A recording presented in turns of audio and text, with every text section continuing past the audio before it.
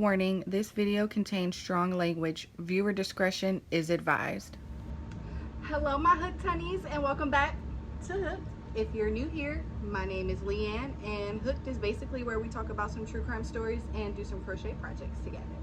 And on today's episode, we will be talking about Thomas Dillon, and we will also be making some shorts. So I'm just doing like 2 big granny squares, and then I can do like a short to show you how I stitch everything together, because we know I'm slow and I'm not going to be able to get done with both squares in just one episode, but it's fine, it's okay.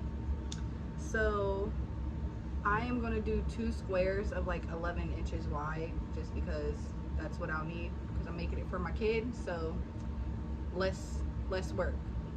I'm lazy and it's my first time doing it, so whatever. So start with a magic ring. I'm also using a 4mm hook too. I'm going to do 2 double crochet, chain 2, 3 double crochet, chain 2, another 3, until basically you have a square.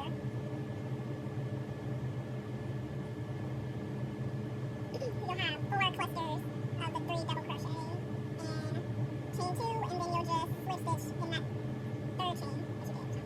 1, 2, 3. And here We have the base of our square.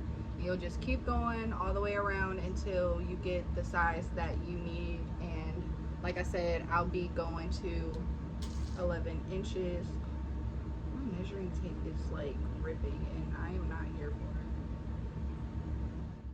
it. In all of the corners you're going to do chain 2, and then once you are like in between corners, you'll do chain 1. And so we'll just keep going all the way around and around and around until you get your desired length. So how you measure it out is, well, you go around your butt basically and thigh area, and then whatever that number is. For my kid it was 20 inches I believe, and so I just split that down half and then did an extra inch or extra 2 inches, whatever you feel will work out a little better for you.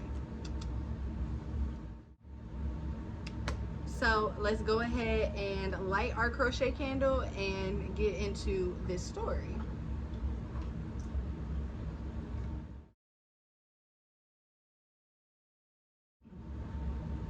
Thomas Dillon was born July 9th, 1950, and he was from Canton, Ohio.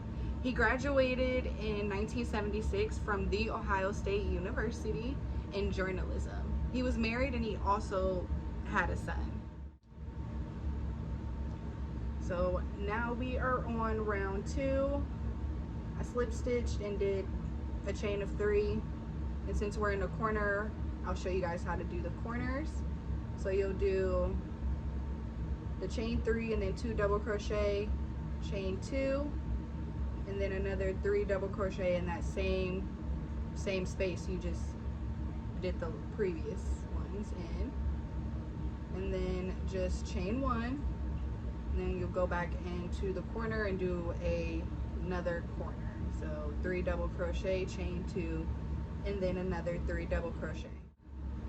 Thomas was a draftsman for about 12 years at the Canton, Ohio Waterworks, and a draftsman is basically someone who makes detailed technical plans or drawings.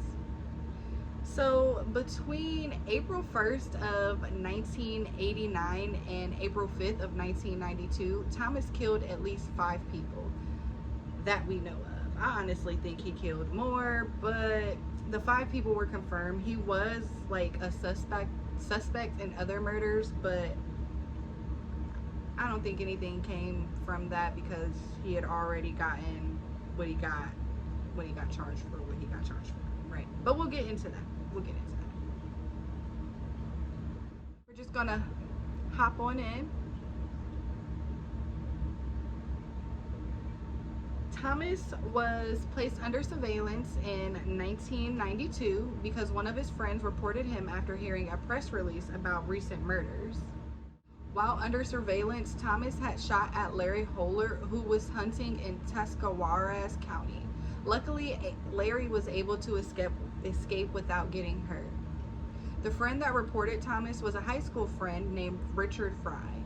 He explained to the cops that Thomas was showing like suspicious behavior, which is why they started the surveillance in the first place. So, y'all. Also, while under surveillance, Thomas was seen burning buildings and killing animals. Why they let this man get that far and they were watching is beyond me. But of course, that's none of my business. So with all of this against him, they still allowed him to get a plea agreement, which prompted him to be on probation. And with probation, he was no longer allowed to have any firearms in his possession. And clearly, Thomas, this didn't faze him at all. He didn't care in the slightest bit, because on November 29th in 1992, he was arrested for buying a handgun at a show. Like, how dumb are you? Like, for real, you're not allowed to have a gun in the first place. So you buy a gun at a gun show? Needless to say, Buddy was arrested that day at the gun show. He didn't even get the chance to leave. He was promptly arrested there. Of course, Thomas's home was searched and they didn't find any guns or ammo. So they decided to go to the public, asking if there was anyone in the recent weeks who had bought a gun from Thomas. Well, someone came forward with a Swedish rifle, and after the ballistics were ran, it came back that this weapon was used in 2 different murders. Thomas admitted to the murders, but not because he wanted to do the right thing or try to fix what he did, or I don't know, whatever. He only admitted to the murders because the death penalty was taken off of or removed as an option for his punishment. Lucky bastard.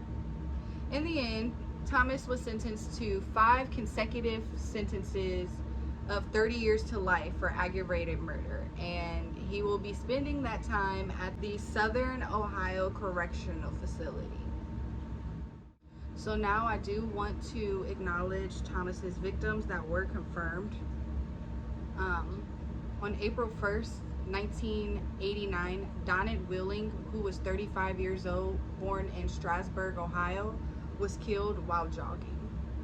On November 10th, 1990, Jamie Paxson, who was only 21 years old, born in Bangor, Ohio, was killed while deer hunting.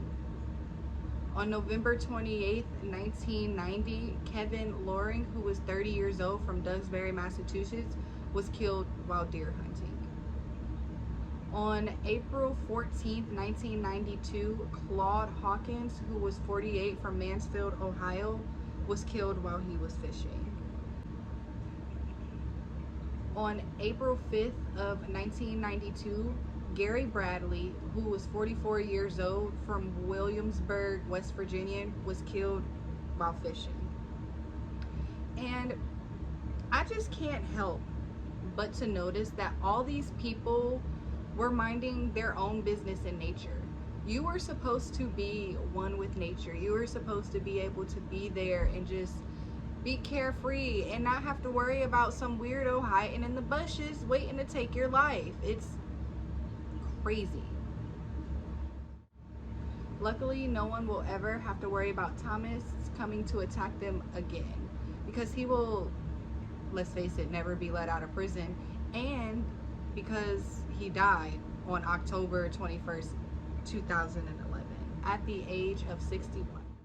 Thomas Dillon died in the prison wing at the Corrections Medical Center here in Columbus, Ohio. He was sick for almost 3 weeks from an unspecified illness that ultimately took his life. He was probably getting visited by all those people he killed. He was probably terrorizing his ass.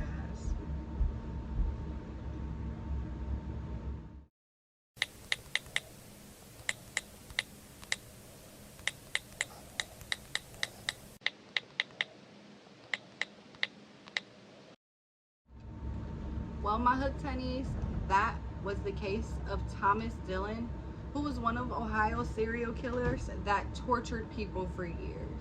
If you would like to be a part of the live streams, please be sure to follow me on Instagram at HookedWTrueCrime. Be sure to check out my Etsy shop. I will have the link to that in the description below. Also, make sure you like and subscribe because I am here for you every Wednesday. Love y'all. Bye.